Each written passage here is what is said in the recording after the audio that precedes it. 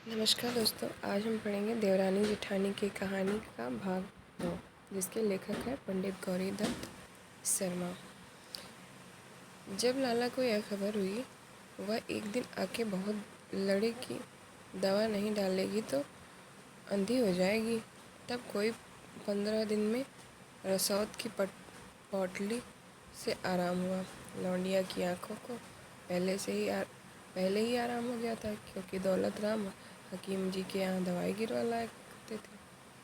छोटे लाल के लड़के का जन्म का नाम तो कुछ और ही था, परंतु लाड से उसको सब नन्हे पुकारते लगे थे। जब वर्षी दिन को होगा, इसकी आंखें दुखने आई, गरम शाही डाल ली, जस तांजा मलाई के फाहे बांधे, नहीं आराम हुआ।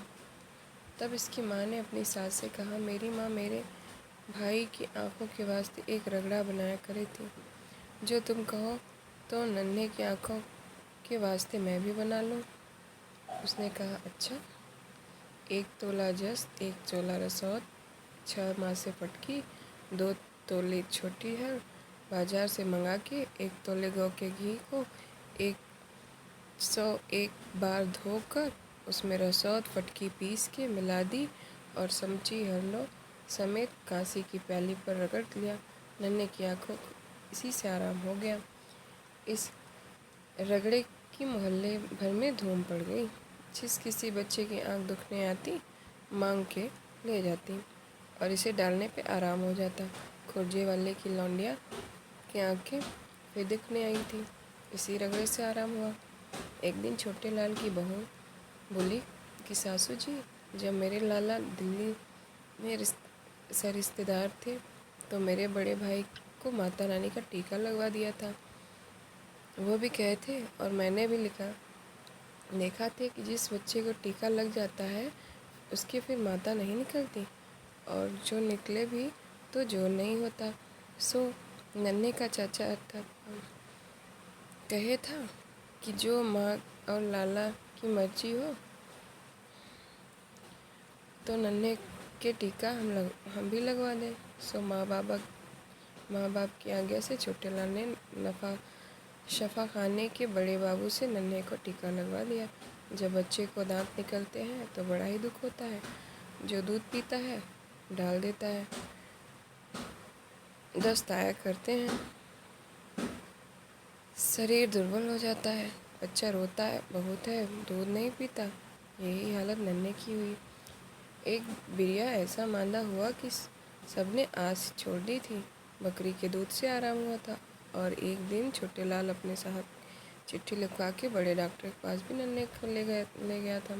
डॉक्टर ने कहा, जब बच्चे को दांत निकलते हो तो उसको जंगलों और मैदानों के बहुत सवेरे रोज़ रोज़ हवा खिलाई जाए, इससे अच्छी कोई और दवा नहीं। छोटे लाल ने अपने नौकर को हुक्म दिया कि जब तक गड़ुल न बने, नन्हे को गोद में लेके गोलक बाबू के बाग तक रोज़ हवा खिला लाया करो।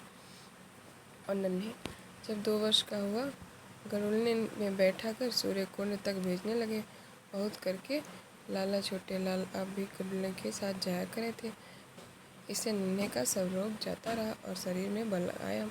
रात को दोनों स्त्री पुरुष उसे खिलाते और बड़े मगन होते।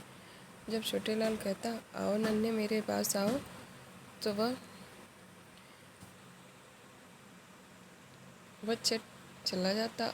और जब उसकी माँ कहती, आओ हमारे पास आओ, तो हम चीज़ी देंगे, वह ना आता। तब दोनों हंस पड़ते और कभी माँ की खाट पे से बाप की खाट पे चला जाता और कभी रो के फिर चला आता। यह दोनों उसका तमाशा देखा करें। जब छोटे लाल किसी प्रकार के संदेह में होता, या चाचा चाचा करके उससे लिपट जाता, उसका संदेह जाता रहता और उसे गोद में उठा के खिलाने लगता। और कभी कहता कि नन्हे को अंग्रेजी पढ़ा के रुड़की कॉलेज में भेजेंगे और इंजीनियर बनावेंगे। इसकी घरवाली कहती, नन्ही इसको तो वकील बनना। मेरा ताऊ आगरे में वकील है, 1000 रुपये महीने की आमदनी है और घर हैं, किसी का नौकर नहीं। एक दिन बड़े लाला बाहर चबूतरे पर पोते और पोती को खिला रहे थे। जो कोई लाला का मिलापे इधर जाता। लाला कहते, सलाम कर भाई, अभी तेरे चाचा हैं। नन्हे अपने सिर पर हाथ रख लेता। वह हंस पड़ते और कहते, जीते रहो। इतने में बिल्ला पांडे आए। पहले लाला ने आप पालागन और फिर लड़के से बोले कि हाथ जोड़ पालागन कर, आया हमारे पुरोहित हैं। उन्होंने कहा, सुखी रहो लाला, और फिर बोले, सर्वसुख जी, लड़का बड़ा बुद्धिमान है और भाग्य वाला होगा, क्योंकि इसके सीधे दांत है, चौड़ा माथ है और हंसमुख है। इसकी सगाई बड़े घर लेना। लाल ने कहा, देखो महाराज, तुम्हारी दया चाहिए। परमेश्वर ने बुढ़ापे में सूरत दिखाई है, कहीं जीवे सगाई बधाई तो पीछे हैं। पंडित जी ने कहा, लाला साहब, दौलत राम की लड़की दुबली क्यों है? उन्होंने कहा, महाराज मांदी थी और चुप हो रहे। जब दौलत राम की लड़की 3 वर्ष की हो गई थी और जब 2 वर्ष की दो ही वर्ष की थी, तो एक दिन दौलत राम बहुत सी छोटी दिल्ली और बड़ी दिल्ली दिखला रही थी और घूंघू माओ के खिला रही थी, अर्थात कभी उछलती और कभी लपकती, कभी पैरों पर बिठा के उसे नीचे करती। इसे लौंडिया की असली उतर गई, रोई और चिल्लाई बहुत। वह तो सिबिया की चाची एक पड़ोसन थी, उसे बुला उसने आके चढ़ाई। एक बिरिया ऐसा ही हुआ कि वह अपनी लौंडिया के को खसाखस बराबर नित अफीम दिया करे थी। वह इसलिए वह अपने काम धंधे में लगी रहती थी। वह चरखपुनी किया करती थी। लौंडिया नशे में खटोले पर पड़ी हुई खेला करती। एक दिन लौंडिया का अच्छा नहीं था, रोए बहुत थी। उसने जाना कि इसका नशा उतर गया है और चने बराबर और दे दी। थोड़ी देर पीछे मुंह में झाग हो गए, उचकी भरने लगी। यह हालत देख सुखदेव की माँ ने दौलत राम को दुकान से बुलवाया। वह हकीम को उन्होंने रद्द करने की दवा दी। ऐसे कुछ आराम पड़ा और लौंडिया मरती मरती बची। दौलत राम की बहू की भनेली, जिसका नाम नथिया था, कोर्ट पर रहे थी और कभी कभी पास आया करी थी। इसका मालिक साहब लोगों में कपड़े की फेरा करे था। दीनानाथ कपड़े वाले दुकान पर नौकर था। जब सायंकाल को सारे दिन का हारा थका घर आता, नून तेल का झिकना ले बैठती। कभी कहती, मुझे गहना बना दे, रोती झिकती, लड़ती बैठती, उसे रोटी नहीं करके देती।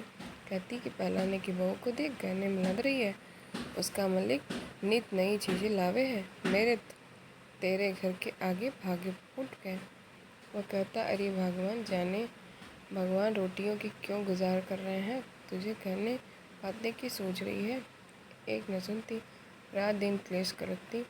वह दुखी होकर निकल गया और अपनी चिट्ठी भी नहीं भेजी। एक दिन वह अपनी बनेली से मिलने आई थी। वह तो घर ही नहीं थी, छोटे लाल की बहू के पास चली गई। उसने बड़े आदर सम्मान से उसे बिठाया, पूछा कि तुम्हारा क्या हाल है। उसने सारी विपदा अपनी कही और यह भी कहा कि मैंने सुना है कि बसंती का चाचा जयपुर में लक्ष्मीचंद सेठ की दुकान पर मुनीम है, तो मेरी तरफ से एक चिट्ठी लिख दो कि वह हमको बुला ले, वह आप यहाँ चले आए और जैसा मेरा हाल है इसे लिखने में कुछ संदेह मत करो। मैं जीते जी तुम्हारा गुण नहीं भूलूंगी। छोटे लाल की बहू यह चिट्ठी लिखी, स्वास्थ्य से सर्वोपरि विराजमान सकल गुण निधान बसंती के लाला, बसंती की चाची की राम राम बचना। जिस दिन से तुम यहाँ से गए हो, बाल बच्चे मारे फिरे हैं, तन पे कपड़ा नहीं, पेट की रोटी नहीं, कोई बात नहीं पूछता तुम कौन हो। लोग अपने बच्चे को मेले ठेले से तमाशे दिखलाते फिर हैं, तुम्हारे बच्चे गलियों में डकराते फिरे हैं। मेरी विपदा का कुछ हाल मत पूछो। 5 वर्ष तो कठिन मालूम नहीं दिए, परंतु इस काल में जो कुछ था सब बेच खाया, और यह मुझसे खोटी मती स्त्रियों के पास बैठने ऐसा लिखा।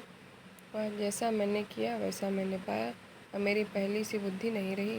मेरा अपराध क्षमा करो और हमको वहाँ बुला लो, या तुम यहाँ चले आओ। आगे क्या लिखूँ? चिट्ठी लिखी अश्विनवदी 4 संवत 1926। जब ये चिट्ठी उसके पास पहुंची, सुनते ही रो पड़ा और फिर वहां से आके अपने सारे कुटुंब को जयपुर ले गया। दौलत राम की लड़की 3 वर्ष की थी और एक लड़का हुआ। उसका खुशी हुई, परंतु छोटे लाल की बहू बड़ी मगन हुई और कहने लगी, हे भगवान, तैने मेरी ऊपरी बड़ी दया की। लौंडिया सिवाल होती, मुझे काहे को जीने देती। उस लड़के का नाम कन्हैया रखा। जो कोई पूछती रही, लौंडा राजी है? अच्छे बिच्चे को कहती, नियमदार रहे, दूध नहीं पीता, किसी के सामने दूध नहीं पिलाती, न उसको दिखलाती, गोद में ढक के बैठ जाती, इसलिए कि कहीं नज़र न लग जाए। नित टोने टोटके गंदे तावीज़ करती रहती थी। जो कोई सियाना दीवाना आता, इससे रुपया थैली मार ले जाता। अर्थात जो मूर्ख स्त्रियों के काम में है, उनसे किसी प्रकार का लाभ नहीं है, किंतु बड़ी हानि है। सब करती और देवरानी को सुना सुना कर स्त्रियों से कहती कि बहन, बेटा तो हुआ है, जो वैरी जीने देंगे। जब छोटे लाल की बहू मांदी ही थी, एक लड़का और हुआ। उसका नाम मोहन रखा। उसको धाक के कारण इस कारण दे दिया, बीमारी में बच्चे की माँ का दूध सूख गया था। इसका इलाज होने लगा, उधर मोहन धाक के पलने लगा। धाक का 2 रुपये महीना कर दिया और यह कह दिया कि जब लड़के को तुझसे रहेंगे राजी कर देंगे। वह मिलाने गांव में शहर के 2 कोस अंतर से रही थी। तीज त्यौहार के दिन आती रहती, त्यौहार ले जाती। जब कभी छोटे लाल व उसका लाला घर होते, चन्ने ठन्नी धाक को दे देते और उसकी लल्लो पत्तो कर देते, घबराइयो मत, इस घर से तुझे बहुत कुछ मिलेगा।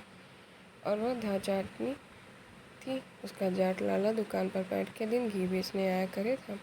सो लाला उससे भी कह दिया करे कि भाई, तुम्हारे घर की सी बात है और लौंडा तुम्हारा ही है, उसको राजी रखना।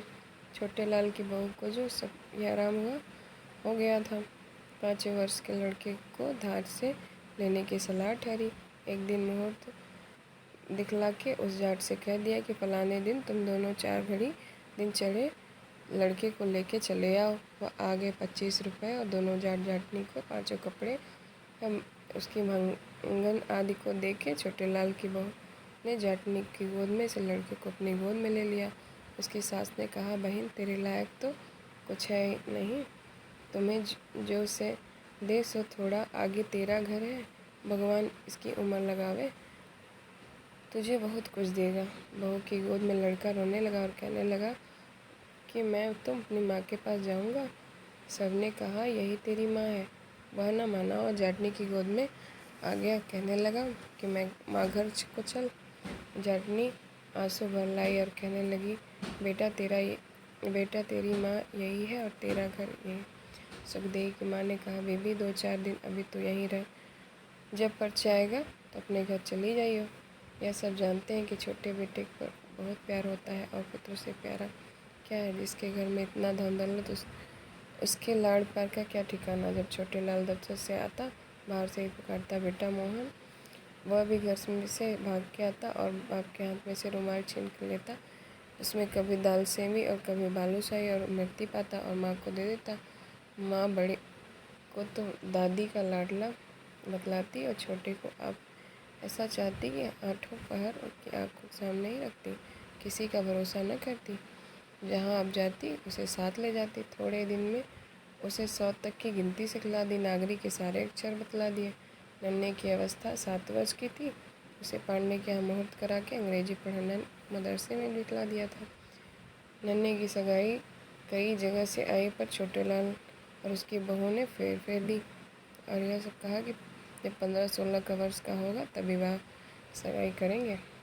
बाबा दादी ने कहा, यह तुम क्या गजब कर रहे हो, अब सयाना हो जाएगा, कौन ब्याह सगाई करेगा।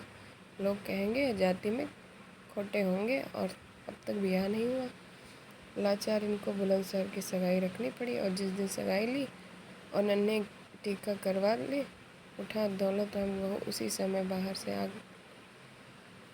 चक्की पीसने बैठी, सिर धोया और अपनी मरी माँ को याद करके बहुत रोई।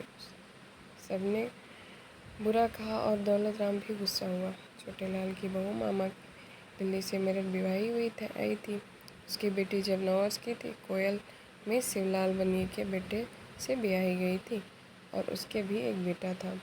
एक दिन कोटे पर खड़ा पतंग उड़ा रहा था और पेच लड़ा रहा था। ऊपर को दृष्टि थी, आगे जो बढ़ा, धड़ाम दे 3 मंजिले से पर नीचे आ रहा और पत्थर गिरा, हड्डियों का चकनाचूर हो गया। सिर में बहुत चोट लगी। दो तीन जिया, तीसरे दिन मर गया। सो दिल्ली वाली लौंडिया 10 वर्ष के अवस्था में ही विधवा हो गई। कृपी नाम था। बड़ी भोली भाली लौंडिया थी। ऊपर को निगाह उठा के नहीं देखी थी। अपनी मासी से विष्णु सहस्रनाम पढ़ लिया था। नित पाठ किया करे थी और जाप करे थी। कथा वार्ता सुनती रहे थी। कार्तिक और माघ नहाती, सत्यनारायण के व्रत करती। माँ ने तुलसी का विवाह और अनंत चौदस का उद्यापन करवा दिया था। जगन्नाथ और बद्रीनाथ के दर्शन भी कराई थी। कभी कभी अपने माँ के पास मासी से मिलने आया करी थी। वह इसे देख देख बड़ी दुखी होती और अपनी बहन से कहती, देखो इस लौंडिया ने का ही क्या, यह क्या जाने मैं भी जगत में आई थी। किसी के जी की कोई क्या जाने इसके जी में क्या क्या आती होगी। इसके साथ की लौंडिया अच्छा खावे पहने, हंसे बोले हैं, गावे बजावे, क्या इसका जी नहीं चाहता होगा। 7 फेरे की गुनहगार है। पत्थर तो हमारी जात में पड़े हैं। मुसलमानों और साहब दूसरा विवाह खोजा है और अब तो बंगालियों में भी होने लगा। जाट गुजर नाई धोबी का रही दूसरे विवाह कुछ रोक टोक नहीं। आगे धर्मशास्त्र में भी लिखा है कि जिस स्त्री का उसके पति से संभाषण नहीं हुआ और विवाह के पीछे पति का देहांत हो जाए तो वहाँ पुनर्विवाह योग्य है, अर्थात उस स्त्री का विवाह कर देने में कोई दोष नहीं। वसुम कहने लगे कि फिर क्या कीजिए बहन, लौकिक के विरुद्ध भी तो नहीं किया जाता। दौलत राम की लौंडिया मुलिया ने कनागतों में गोबर माँ सांझी बनाई। दीवे बले बल्ले की लौंडिया इकट्ठी हो जाती और यह गीत गाती, सांझी री क्या ओढ़े क्या पहनेगी, काहे का शीश गुदावेगी, आलू ओढ़ूंगी, मसरू पहनूंगी, सोने का शीश गुदाऊंगी। जब गीत गा लेती लौंडियों को चोल बांटे जाते। नन्हे और मोहन भी कभी कभी लौंडियों के पास चले जाते और उनके साथ गीत गाते। उसकी माँ कहती, ना मुन्ना, लौंडे लौंडियों के गीत नहीं गाते हैं। एक दिन बड़ा भाई तो चला गया था, छोटा भाई वहीं बैठा था। नींद तो आई, पढ़ के सो गया। जब लौंडिया गीत गा के चली गई और मोहन घर नहीं गया तो उसकी माँ आई, देखे तो धरती पर पड़ा सोवे। गोद में उठा ले गई। घर जाकर देखा तो एक हाथ में कड़ा नहीं और चोटी के बाल कुतरे हुए थे। उसने अपनी सास से कहा, बहू तेरी कोस खटाई हुई है। भगवान जाने किसने लिया और यह काम किसने किया, क्योंकि बाहर से बड़ी लौंडिया भी आई थी। तो दौलत राम की बहू का नाम हुआ और निस्संदेह यह भी थी भी खोटी। जब कभी लौंडे लौंडियों के साथ खेलते, वो ताई ताई करके इसके घर जाते, मुँह से न बोलती, माथे में तिल बल डाल देती। भला बालकों में क्या बैर विचार, यह तो भगवान के जीव हैं, इनसे तो सबका मीठा बोलना चाहिए। जब कभी लौंडिया मुलिया की दीदी के पास जाती, चाची पुकार लेती, प्यार करके अपने पास बिठाती। जो चीज़ लौंडों को खिलाती पहले उसको देती और बेटों को बराबर चाहती। लौंडियों को अपने हाथ से गुड़िया बना दी थी, काटने का रंगीन चरखा मंगा दी थी और लौंडियों के पास लौंडियों के साथ इसको भी सीना सिखलाती और एक एक दो दो अक्षर बतलाती जाती। सब लौंडों लारों दुकानों में से पैसा रोज मिला करे था। दौलत राम की बहू ने एक गुल्लक बना रखी थी, सो कन्हैया और मुलिया के पैसे उसी में गिरती जाती। वर्ष दिन पाछे जो गुल्लक तोड़ा तो उसमें 11 रुपये 1 रुपये 11 पैसे निकले, सो मुलिया की झांवर बना दी। इन बातों से तो मैं तो बड़ी चतुर थी। और भी इसने इसी प्रकार के 100 रुपये जोड़ लिए थे और वह ब्याजू दे रखे थे। छोटे लाल की बहू ने 1 पैसा भी नहीं जोड़ा था। जो लौंडे लाए सब खर्च करा दिए। इस कारण केवल जोड़ने और जमा करने के विषय में दौलत राम की बहू सराहनीय योग्य थी। एक दिन मोहन संध्या के समय खेलते खेलते घर से बाहर चला गया। दिवाली के दिन थे। एक जुआरी ने जो देखने बुलाया था, आते ही मोहन को गोद में उठा लिया और कहा, तेरे बाबा ने तुझे खांड के खिलौने देने को बुलाया है। आज बाजार में बड़ा तमाशा होगा। यह बालक ही तो था। बोला, मैं अपनी माँ से पूछ जाऊँ। उसने कहा, मैं तेरी माँ से पूछ आया हूँ, तुझे तमाशा दिखा के छोड़ाऊँगा। जाड़ा जाड़ा कह के अपनी चादर में दुबका लिया और जंगल को ले गया। अंधेरी रात थी। चिमन तिवाड़ी बाग में ले जाकर उसने बोला, तुम मुझे अपना गहना दे दो। वह रोने लगा। फिर उसने कहा, जो रोएगा तो तेरा गला काट तो कुएं में गिर दूँगा। तुम जानो अपनी जान सबको प्यारी है। बेचारा बालक डर गया और चुप हो गया। उसने इसके कड़े बाली और तगड़ी उतार ली और बाएं हाथ की उंगली में जो सोने की अंगूठी थी उसको ऐसे दांत से किचकिचाया कि खरोंच खोचा की उंगली में से लहू निकलने गया। फिर इस निर्दयी ने उस बालक से पूछा कि तू मुझे पहचाने भी है? उसने कहा नहीं। यह सुन उसने एक गड्ढे में धक्का दे चंपत हुआ। उधर जब दीवे बल गए और मोहन नहीं आया तो वहाँ तल्ला बेली पड़ी। दादी मोहल्ले के लौंडों घर पूछने गए। उन्होंने कहा वह एक आदमी के साथ तमाशा देखने दुकान गया है। दुकान के आदमी दौड़ाए, वहाँ कहाँ था। यह खबर सुनते ही लाला दौलत राम दोनों उठे और छोटे लाल भी घर आए। मोहल्ले के सारे शहर में ढूंढ लिए, कहीं कुछ पता नहीं लगा। फिर यह शहर ठहरी कि कोतवाली में लिखवाओ, ठंडोरा पिटवाओ। इसमें पहर भर रात जागी रही। स्त्री रोवे और चिल्लाए, कभी गंगा जी प्रसाद, कभी हनुमान जी के ब्राह्मण बोले। मर्दों के मुंह फुक्का पड़े हैं, औरतों के पर गुस्से, और लौंडे को उन्होंने खोया क्यों गहना बनाया था। मोहन जान उनके गहने ले ली। अब सबको यही संदेह हुआ किसी ने गहने के लालच में गला घोट गिरा दिया होगा। बड़े लाला ने जमींदार के कहने से 5-7 पल्लेदार बुलवा, मसाले जलवा सब दरवाजे के बाहर लोगों को देखने भेजा। बागों, मंदिरों में कुओं कांटे डालकर सब जगह देखा। जब चिमन तिवाड़ी के बाग पहुंचे तो उस मिसाल के साथ दौलत राम था। कुएं में देख जो ही आगे बढ़े, गड़े के पास निकले तो दौलत राम कान की किसी बालक के सुबकने की शब्द आई। उसने कहा, ठहरो, इस गड्ढे में देखो। देखा तो एक बालक सुबक रहा था। उसी समय हुसैनी पल्लेदार कूद पड़ा, मोहन करके उसे उठा लिया और ले आया। देखा तो सारा शहर लहूलुहान हो रहा। इसका कारण यह था कि उस गड्ढे में एक कीकड़ का पेड़ था। जब उस निर्दयी ने धक्का दिया तो कांटों में जाकर गिरा। फिर उसे घर ले आया। बाबा देखते ही छाती लगा लिया। लोगों ने कहा, लाला साहब, मोहन का तो नया जन्म हुआ है। लाला ने पूछा, मुन्ना तुझे कौन ले गया था? उसने सारा हाल बतलाया। कहा कि मैं उसे पहचानता नहीं। लोग बोले, यही अच्छी बात हुई। फिर मोहन को घर में भेज दिया।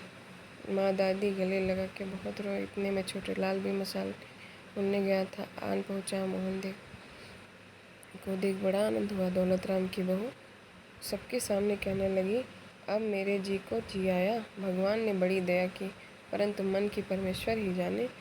लाला ने सब लड़की वालों के कड़े बाली उतरवा दिए और कह दिया कि अब फिर कोई नहीं पहनावे पावे। अगले दिन 5 रुपए के लड्डू मोहल्ले बिरादरी बांट गए।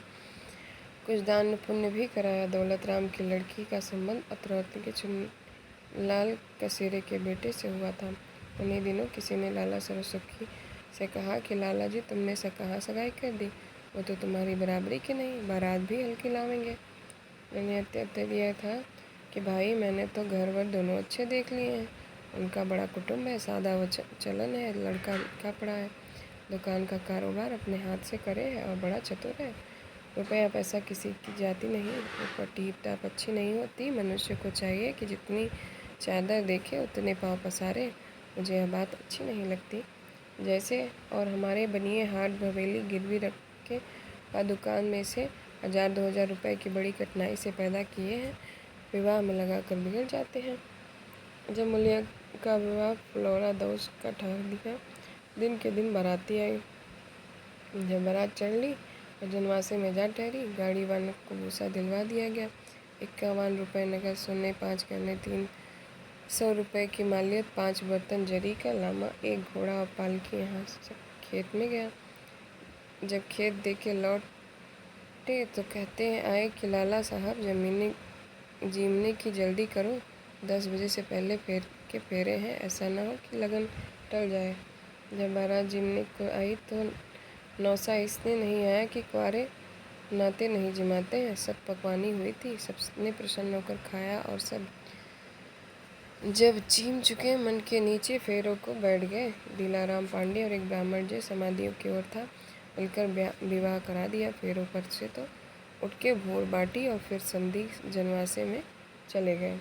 जब कोई पहर भर दिन चढ़ा, बारात में से लड़कों को बुला भेजा कि बश्यावल जीम जाओ, दोपहर पीछे बेटी वाले के यहाँ से नौतनी गई रात को बाराती ताशे बजवाते जब अनार के महावाती छोड़ते झीमने आए। अगले दिन जब बरी पूरी होली विदा की ठहरी, उस समय लाला सरसिक जी ने सब बारातियों को 1-1 रुपये नारियल टीके किया। उसमें बड़ी बाबा रही। 21 तियल, एक दुशाला, 11 बर्तन, एक बड़ा भारी टोकना, कुछ रुपए नगद पकवान उसी समय समधी को दिया और कमीनों को ले दे लाला सरसुराम और दौलत राम ने हाथ जोड़ के कहा कि लाला साहब, हमसे कुछ नहीं बन पाया, तुमने हमको ठग लिया। वह बोले, लाला, तुमने हमारा घर भर के बाहर भर दिया। फिर दूल्हा दुल्हन को पलंग पर बिठा के धान बोए। रौंडियाँ रोने लगी कि मैं तो ससुर के नहीं जाऊंगी। उस समय उसकी माँ, दादी और चाची समेत जो स्त्रियाँ खड़ी थी सब आंसू भर आई। रोती देख दौलत राम की आंखों आ गए। कहने लगा, बेटी रोवे मत, तुझे जल्दी बुला लेंगे। फिर लड़की और लड़के को पालकी में बिठा दिया। बुढ़ाने दरवाजे तब सब बिरादरी के आदमी बारात को पहुंचाने आए। समधियों से राम राम कर अपने घर चले गए। लाला सलाह से 3 रोटी देने की थी, कहीं छोटे लाल के मुंह से निकल गई थी। वही रोटी बहुत है। इस बात पर दौलत राम की बहू बहुत नाची कूदी और कहने लगी कि छोटे लाल की गांठ का क्या खर्च होता, अभी तो मालिक बैठा है। नन्हे की सगाई बुलंदशहर में जुन्नी मुन्नी क्या हुई थी, वह खत्ती भरा के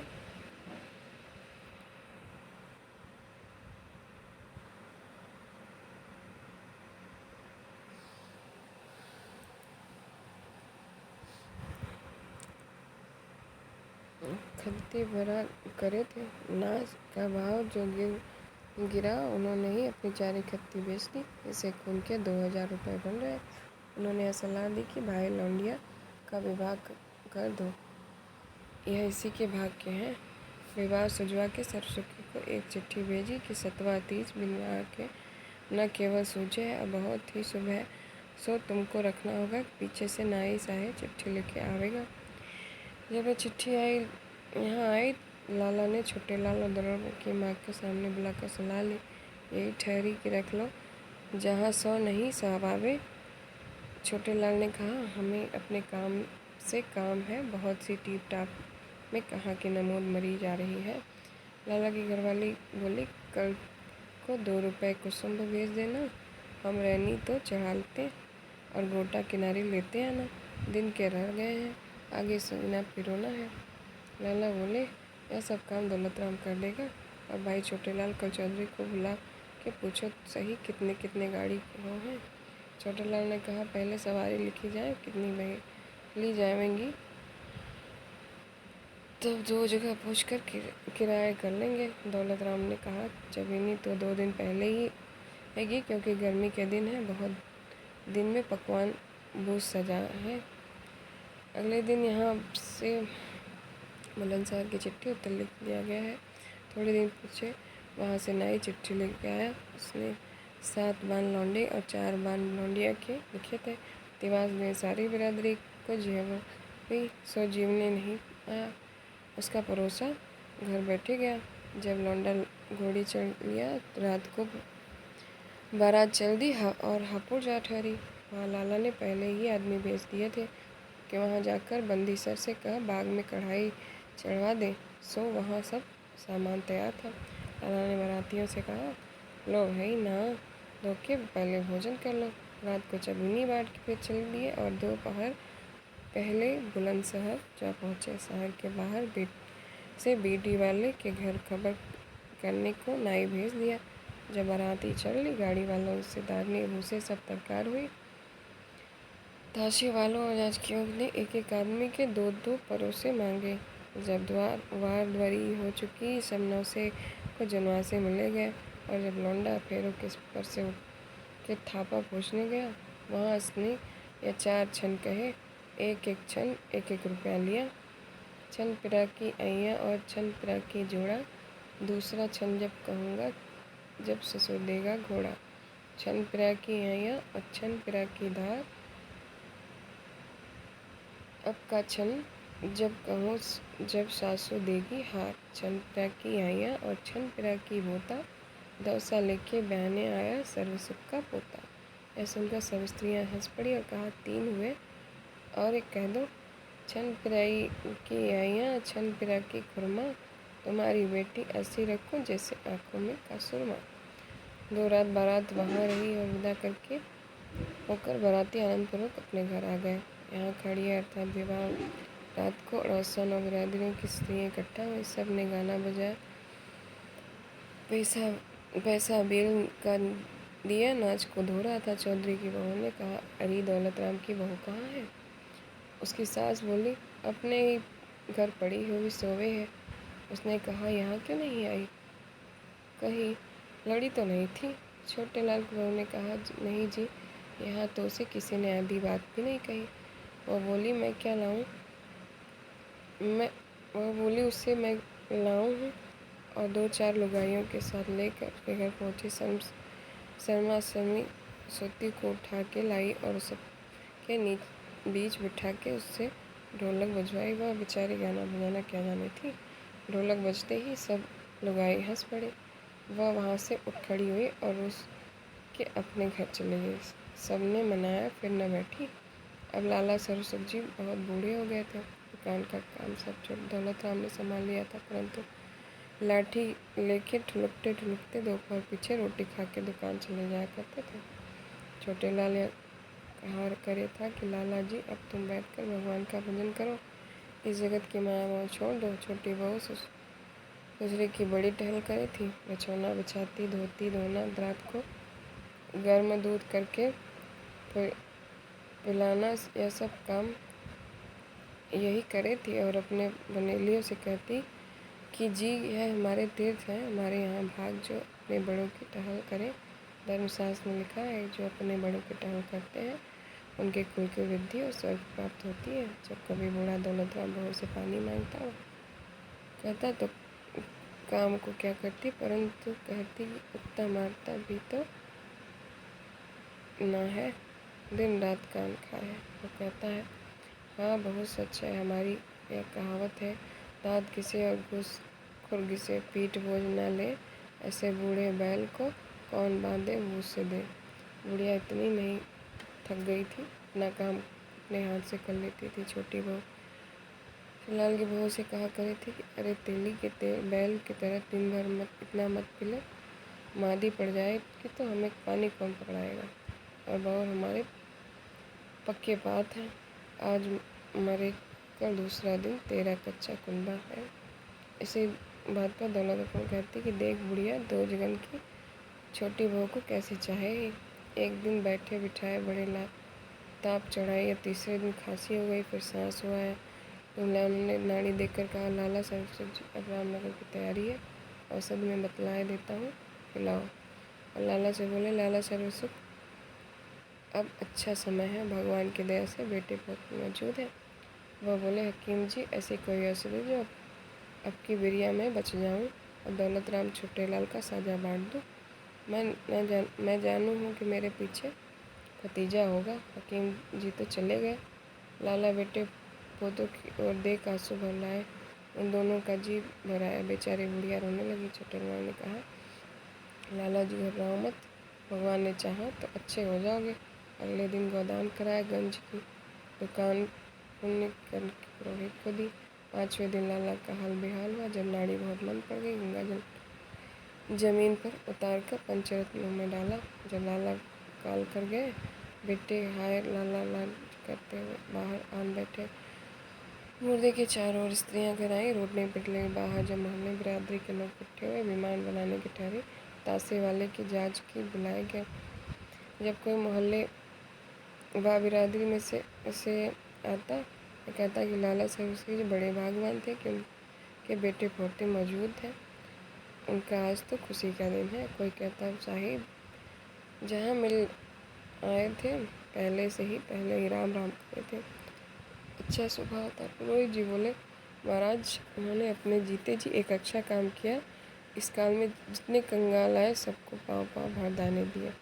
जब दोनों भद्र हो चुके, पिंजरी को उठा अंदर ले गए, मुर्दे को नहला और एक दुशाला ऊपर डालकर जरी की झालर ऊपर जलाई, चारों ओर झंडियाँ लगाएंगे। एक पोते को घड़ियाल बजाने को दी, शेष दोनों में से एक को शंख, दूसरे को घंटा। सुखदेई का बेटा शिवदयाल यहाँ मंडी में मूंज बेचने आया था। नाना का मन्ना सुनते ही भागा आया। लोग बोले, साहिब देवता भी आन पहुँचा, इसके साथ में मोरछल दो। फिर राम राम सत्य कह के नड्डे को मरघट ले पहुँचे। औरतें भी पीछे सूर्य कुंड नहाए गई थी। 3 दिन तक बड़े हासे तमाशे रहे। तीसरे दिन जब नहीं हो चुकी, 10वें दिन हाथा धोवन, 11वें दिन एकादशा अचरज को बहुत दिया और लाला के हुलास सूंघने की चांदी डिबिया भी दे दी। 13वें दिन सारी बिरादरी जीवनार हुई, पक्का भरोसा किया और मोहल्ले में भी बांटा। अगले दिन छोटे लाल नौकरी पर जाने लगा। दौलत राम दुकान में दिन लग गया। बुढ़िया अब सुस्त रहने लगी। दौलत राम की बहू मान का कुछ ठिकाना नहीं रहा। ऐसे बढ़कर बातें मारती और कहती, जो कुछ करे है मेरा मालिक ही करे है और यह सारी मेरी ही मालिक की कमाई है। जो चीज़ लाला के सामने छोटे लाल घर की दुकान से लाया करते थे, आना बंद हो गई। बुढ़िया बहू तेरा कहती, पर उसको कौन सुने था। बहू के सिखाए में आकर दौलत राम की दृष्टि भी फिर गई। छोटे लाल ने एक दिन अपने घर से ला कि भाई तो सारा माल मता दबा बैठा, साझा बांटने के नाम से बात नहीं करता, अब क्या करें। उसने कहा, सुनो जी, हम क्या छाती पर रख कर ले जाएंगे, आगे कौन ले गया है। बिरादरी वाले कहेंगे बाप के मरते ही भतीजा हुआ। जब तक बुढ़िया बैठी है चुप ही रहो, आगे जो होगा देखा जाएगा। भगवान का दिया हमारे पास सब कुछ है। बाप को मेरे 6 महीने हो गए, बुढ़िया भी मर गई। दौलत राम की बहू बोली, तमन्ना तो बड़े बेटे ने किया, माँ का मन्ना छोटा बेटा करेगा। चौधरी की बहू ने कहा कि दुकान तो सभी अभी साझे में है। उसने बोली, किसका साझा? अपना खाना अपना पीना। बाहर मर्दों में भी यही पर चर्चा फैली। दौलत राम ने एक न मानी, छोटे लाल का ही खर्च उठा। माँ को बड़े गाजे बाजे के साथ निकाला। पहले की अच्छी बिरादरी को जनवारी कर दी। और छोटे लाल ने देखा कि बड़ा भाई किसी प्रकार से नहीं मानता, साझना बांटने के नाम पर लड़ने को दौड़े। एक वकील सलाह से तकसीम को अर्जी दे दी। इस पर जवाबदेही दौलत राम ने की, यह सब मेरा पैदा किया हुआ। हाकिम ने इस पर पंचायत भेजे। पंचों ने न्याय की रीत से आधा बांट दिया। दौलत राम को पंचों का कहा अंगीकार करना पड़ा, क्योंकि उन्होंने समझा दिया कि जो तुम इसके न मानोगे तो आग्रह की सुध धरोगे तो बिगड़ जाओगे। मंडी की दुकान दौलत राम के पास रही, तो इस पर भी दौलत राम की बहू कहने लगी, हमको पंच ने लुटवा लिया। जिस हवेली में दोनों भाई रहे थे, छोटे लाल के हिस्से में आई। इस कारण दौलत राम को दूसरी हवेली जाना पड़ा। जिस दिन दौलत राम की बहू उठ के चल गई, चलती चलती 2 खिड़कियों के किवाड़ चौखट उतार ले चली। जो ही दुआरी पहुंची, चौखट के से ठोकर खा गिरी। बोली, हे भगवान, उत्ते बरेरी यहाँ भी चैन नहीं देते, और बड़ बड़ करती चली गई।